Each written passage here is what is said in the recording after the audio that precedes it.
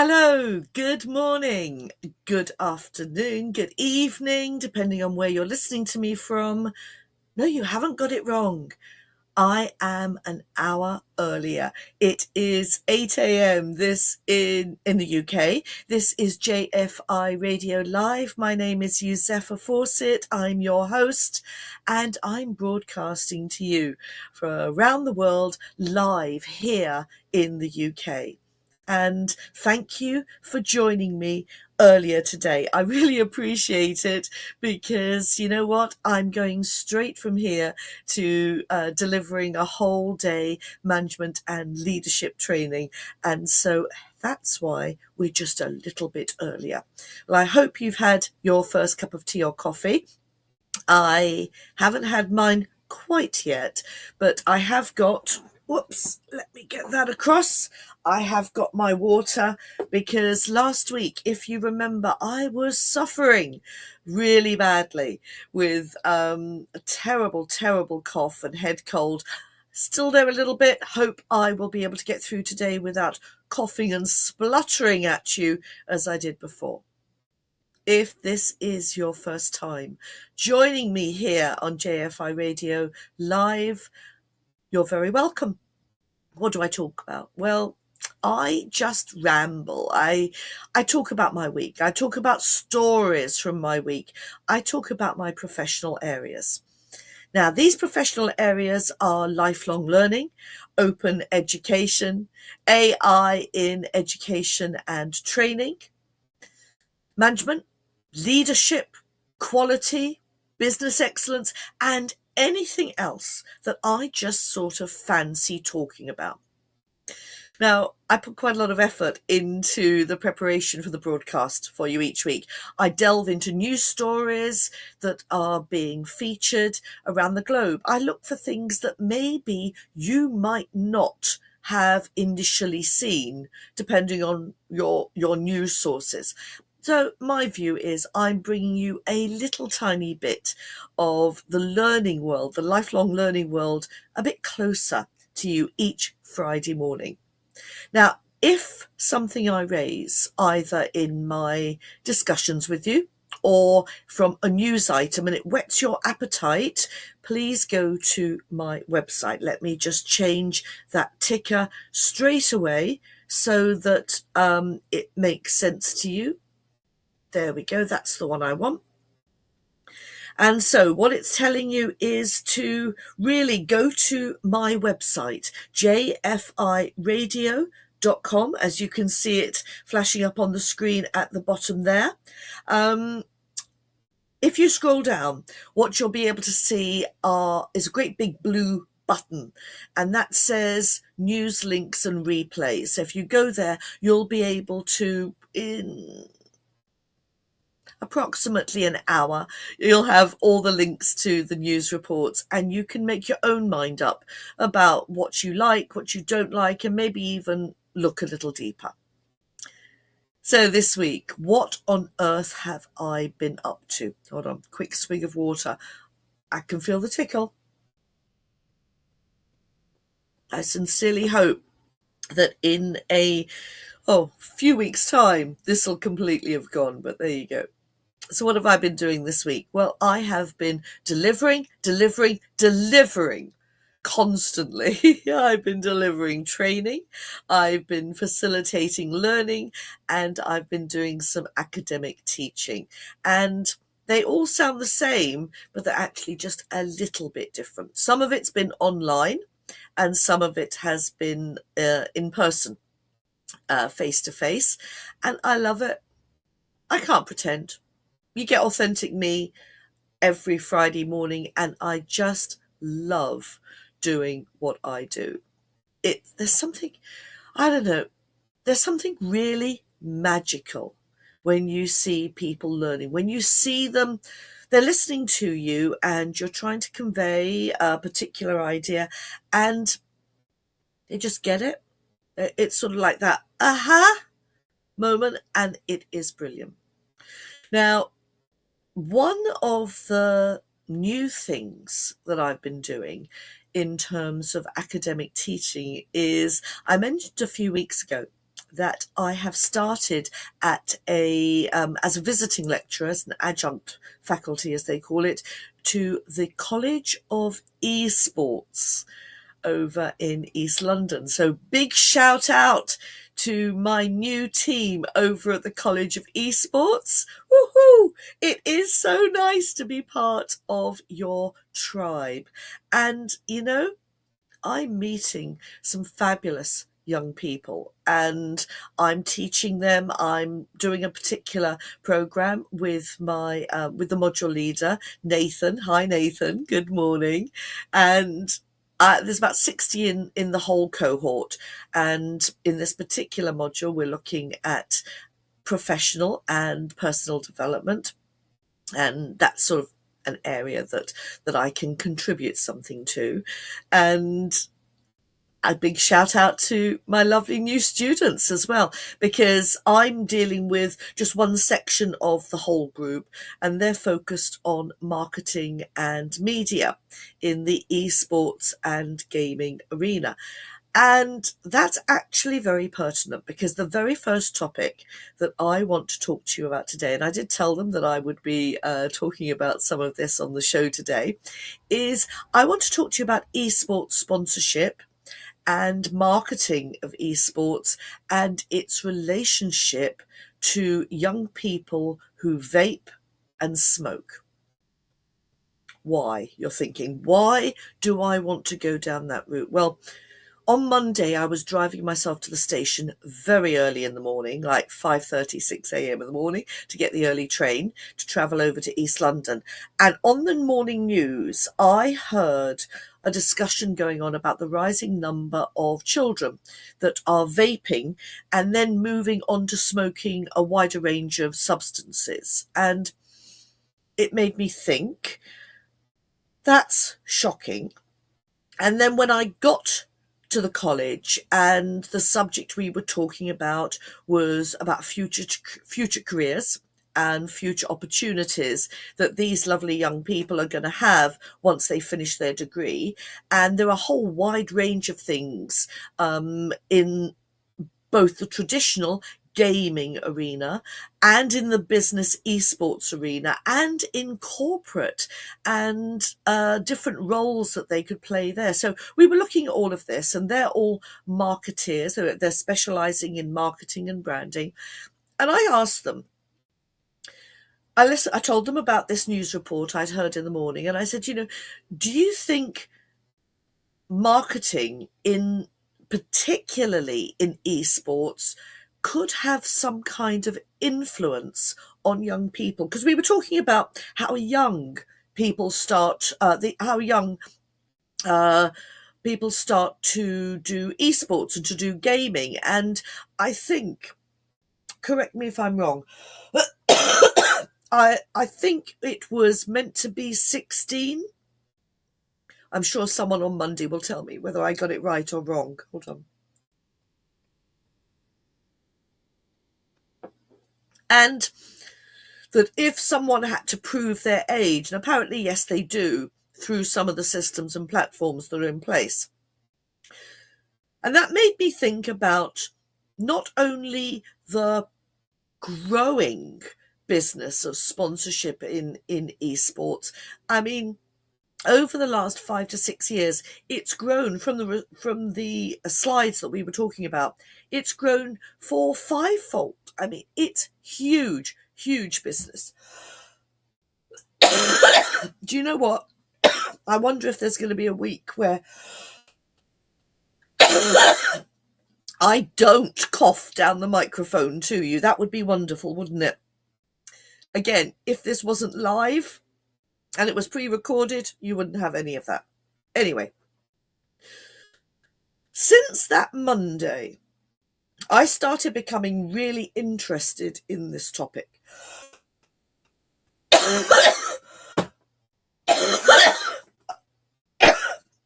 Oh my goodness. Do you know what? Maybe I'll stop. Maybe I'll stop doing the live recordings until I'm better. I don't know. Oh, but this is such an important topic. Here are some of the statistics that I found.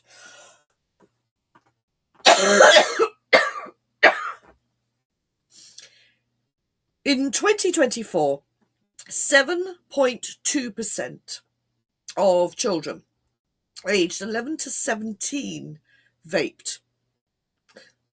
That is compared to 5.1% who currently smoked. Now, this is coming from Action on Smoking and Health. And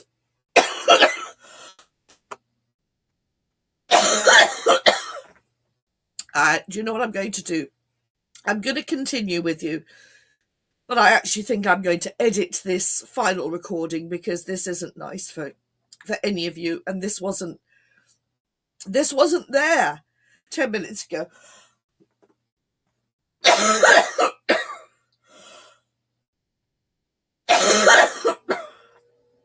Oh my goodness, I'll edit this one down later so that I can take the coughing out. So let me just go back to what I was saying to you. 2024, there were 7.2% children, 11 to 17, vaping, compared to 5.1% who smoked. And there have been more children vaping than smoking since 2021. And that equates to about, oh, by the way, there are dual users as well, those that vape and smoke. It's 150,000 children between 11 and 17. Again, I'll put the link in. It's from Action on Smoking and Health. Now, I felt that the esports industry could play a really important role in promoting anti-smoking and anti-vaping messages to young people. With the growth of esports sponsorship, and of course, vaping and tobacco companies are at the forefront of sponsoring esports teams and events. This has for a long time raised concerns about whether this is correct or not. So maybe there's something here about looking at other sponsorship as well. I mean, does esports go out to look for other sponsors, or is it just big money, easy money coming from these kind of companies? And because these young people in my class were there, I just wanted to raise the issue with them, which is, in all honesty, do you have a role about not just in your marketing in the future promoting anti-smoking and anti-vaping, but also going to look for other sponsorship deals? And of course, because the market is growing so phenomenally, maybe there really are many different sponsorship deals that could be obtained. Maybe it's a change of mindset. I don't know. So there's something there to think about.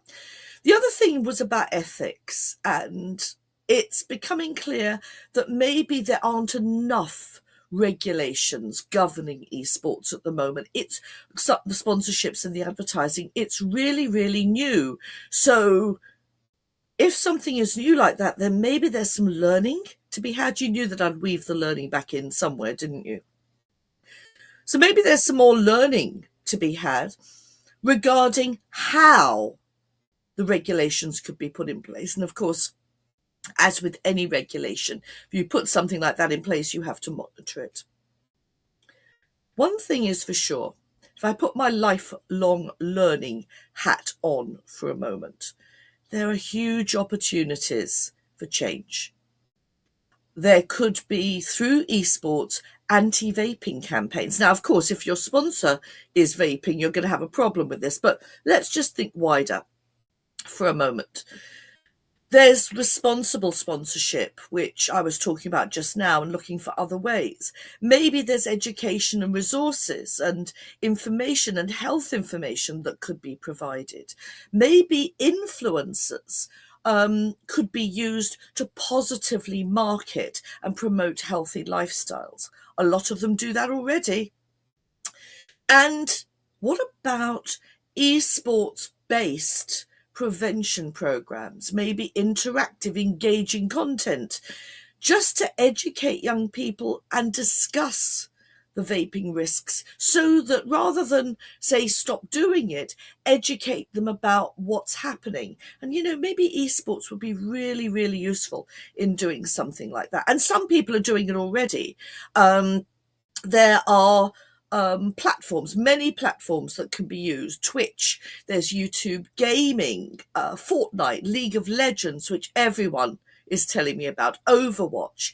So these are platforms that could be used for anti-vaping campaigns or vaping and smoking education. NASA even has a vape-free game challenge, and it encourages gamers to stay vape-free, which I thought was incredibly interesting. And of course, the EU comes in, don't they? Because there are directives. There's the EU's Tobacco Products Directive, which gives some restrictions on vaping advertising. So that comes in as well. You know what? It's a massive discussion.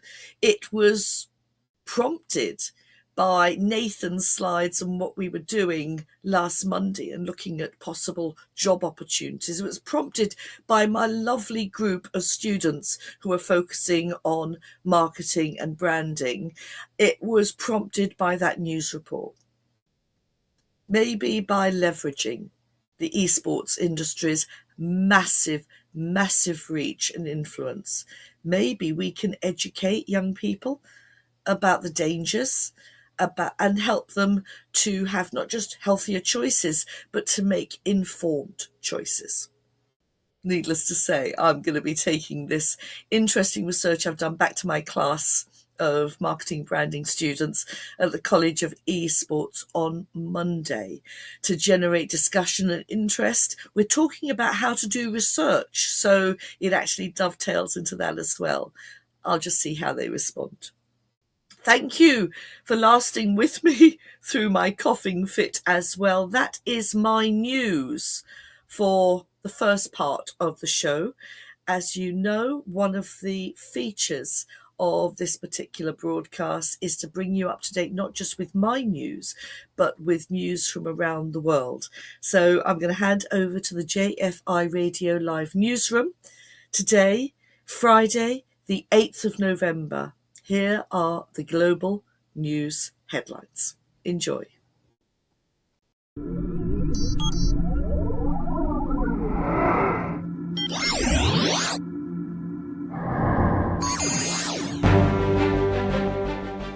You're listening to JFI Radio Live. Here's the latest training and learning news from around the globe.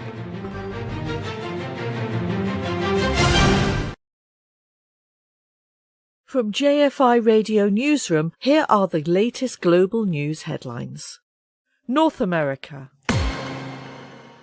A growing number of US schools are banning smartphones from campuses. Over 1,000 school districts across the country have implemented or plan to introduce smartphone bans, arguing that phones distract students, contribute to cyberbullying, and hinder academic performance.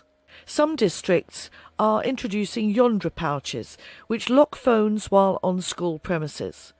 Opponents claim bans infringe on students' freedom and ability to contact parents. The trend follows similar moves in many countries across Europe as schools seek to strike a balance between technology and learning. South America.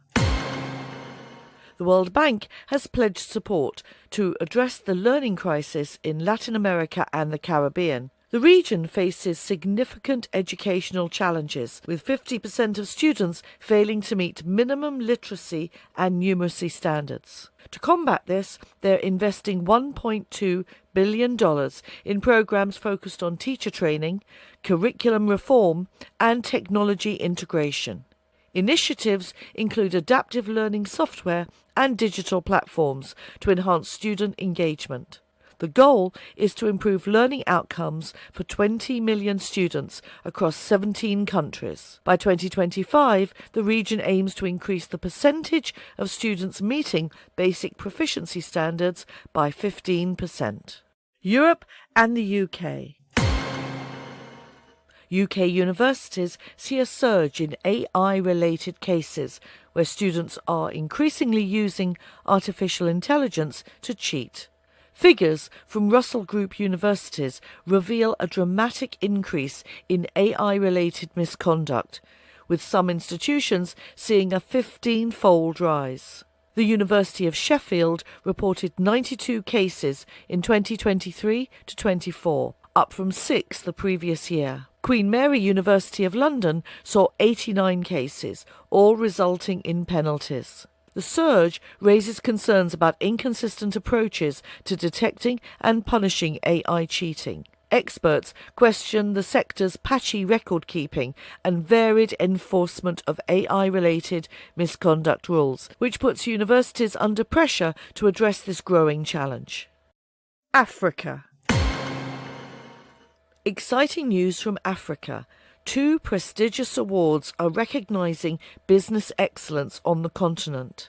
The Africa in Business Awards 2024 are taking place in December in Johannesburg, South Africa, celebrating exceptional business executives, entrepreneurs, investors and organisations for their achievements in Africa's business and economic sectors. Meanwhile, the CIO 100 Awards return to Kenya in 2024, recognising Africa's top IT leaders. The event honours 100 business leaders who are leveraging IT to drive business value, innovation and transformation. Both awards aim to showcase business excellence, innovation and leadership in Africa. Asia.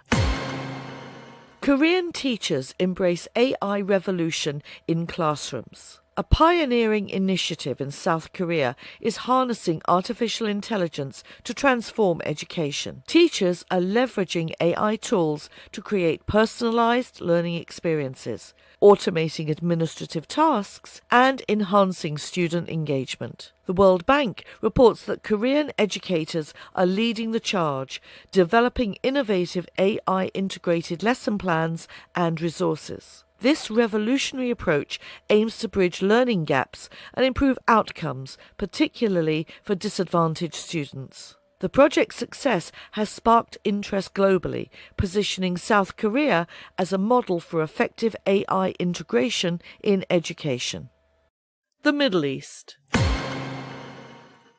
Al Jazeera's I, Human, AI and Humanity examines the rapidly evolving world of artificial intelligence.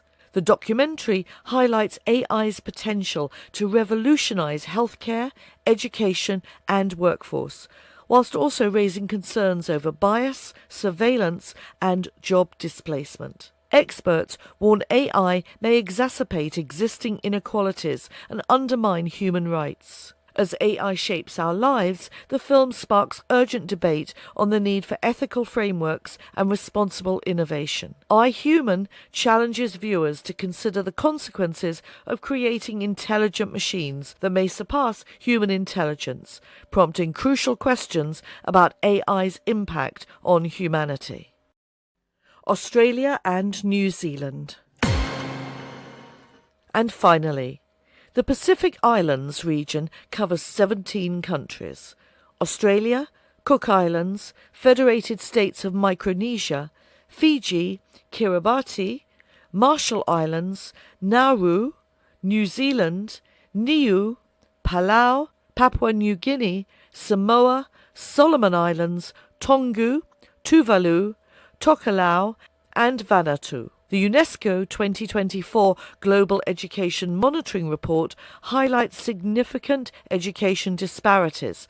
Despite progress, 1 in 5 children remain out of school, with girls and rural students disproportionately affected. The report cites climate change, poverty and linguistic diversity as key obstacles. To address these challenges, UNESCO recommends the governments of these 17 countries increase investment in education, improved teacher training, inclusive policies, disaster-resilient infrastructure and adaptable curricula. That's been your Global Weekly News Roundup. Please come back and join me next week.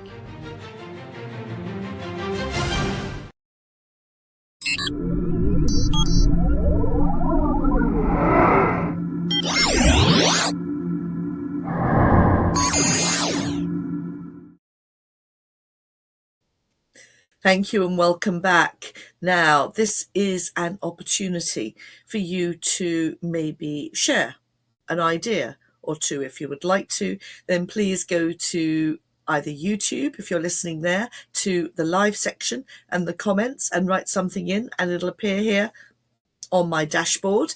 Alternatively, you can go on Facebook. If you're listening from there, type into the comments and I will say hi. I mean, even if you only want to say hi, please do that as well. That is lovely. And if it's not live and you're not doing it live, then that's not a problem. You can post something later and I will always respond to you when we get a chance to. Now, in terms of ideas and things that you might want to listen to, first of all, let me put this ticker up so that you can see. I already mentioned that you can go to the website to find all the news story links, but also if you want to hear anything that I've done before, I've been doing this since 2015, so look there. It is tiny URL. It'll come round again. Here we go. Tiny URL. Here it comes. Available on Spotify. There it is.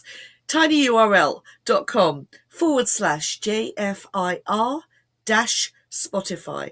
And because I've been doing this for a long time, you will be able to see and hear lots of other shows that I've done. Some have been live. In the early days, I did much like this. I did live broadcasts, and then I went on to do recordings as I travelled around the world working.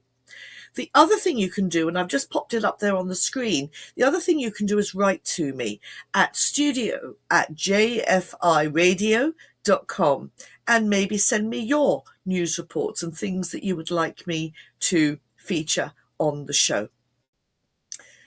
So for this second part of the show, I want to talk to you about something to do with AI. Well, that's a surprise. Now, isn't it? Now, usually I talk about AI in education and training. Today, I want to talk about AI in HR recruitment and selection. Why?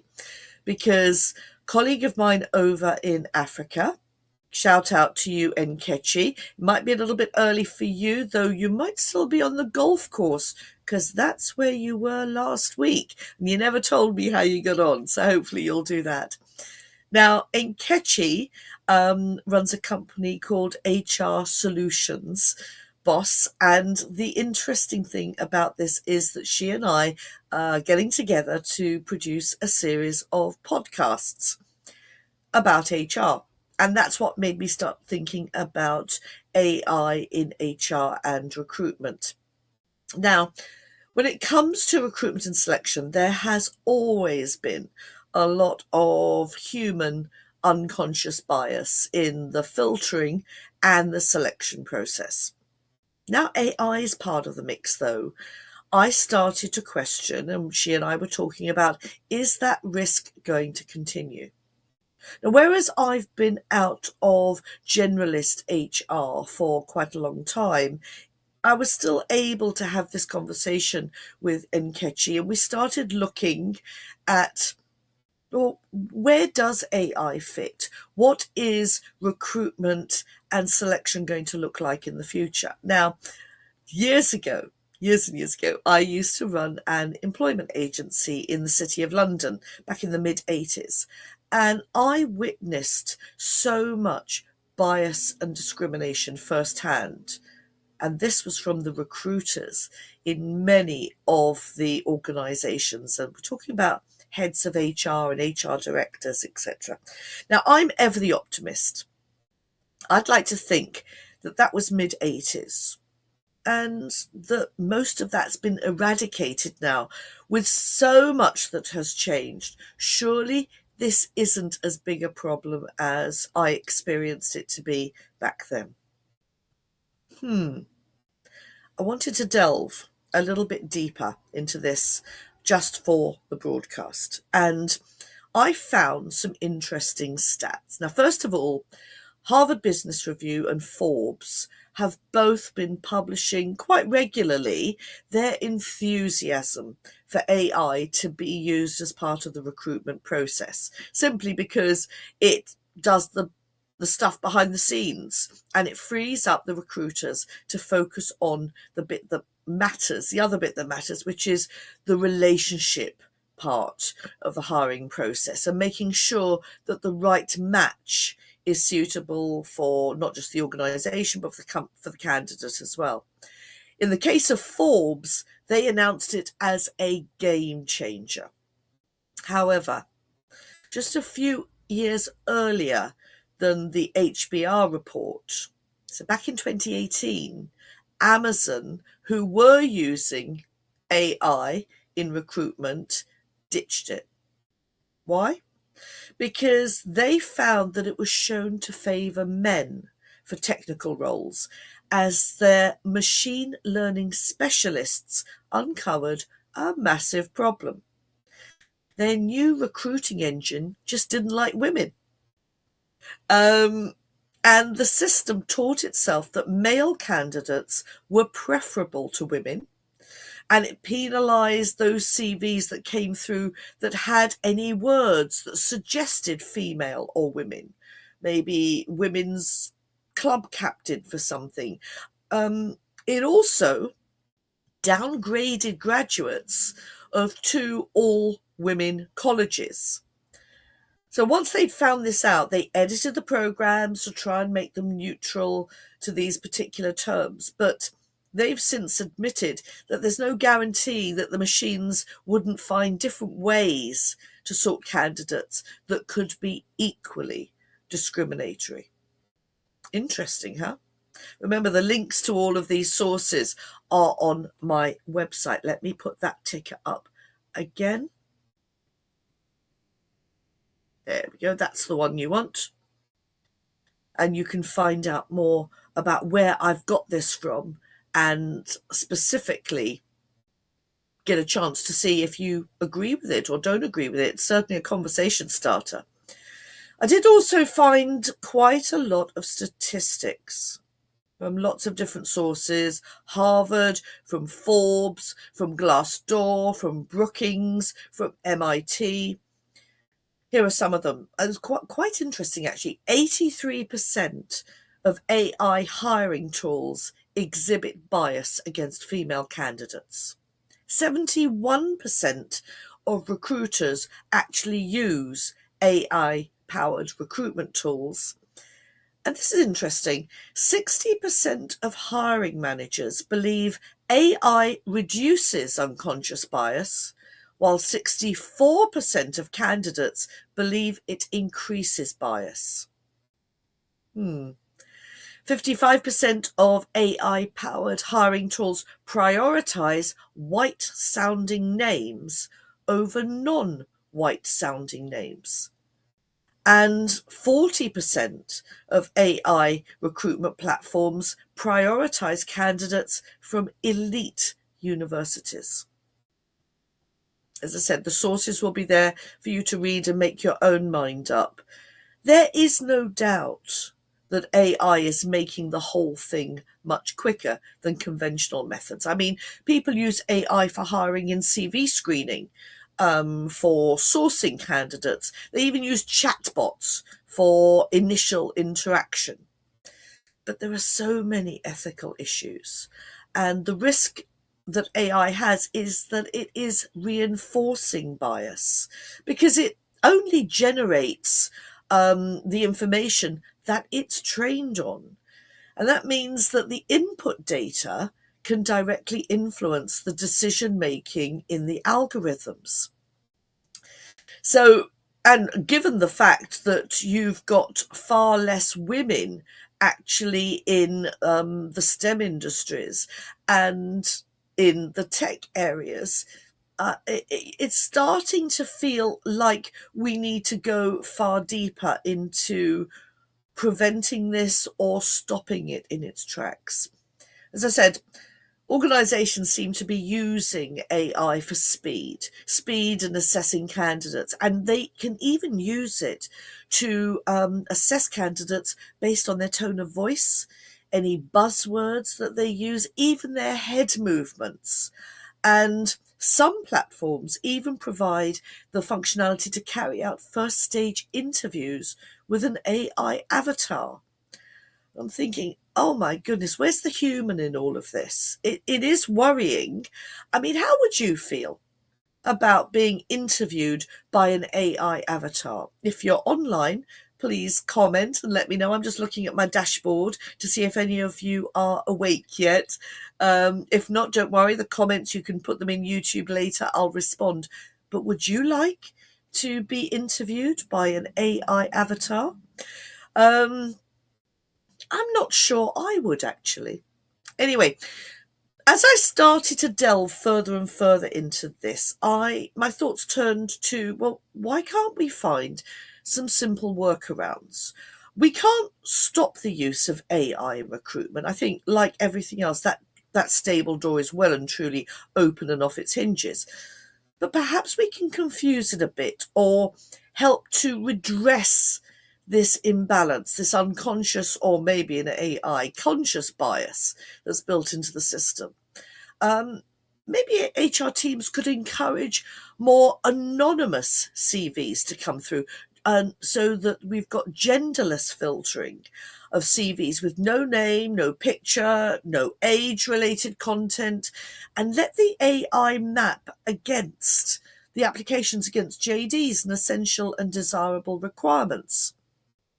This isn't new.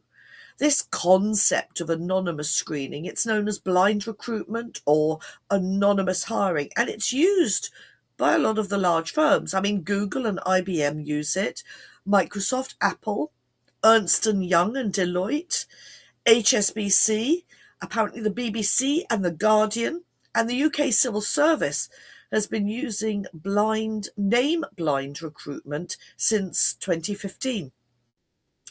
So, just in summary then, you could use it for initial applications and maybe generate a unique application ID number and then just strip out any kind of identifying information. As I said, name, photo, that's a big one. Make sure there's no photo. Age, which most people do not put and are not supposed to put anymore. Gender pronouns, ignore those. Addresses, university names, because that can sometimes indicate someone's socio-economic background and put bias in there. Even graduation years.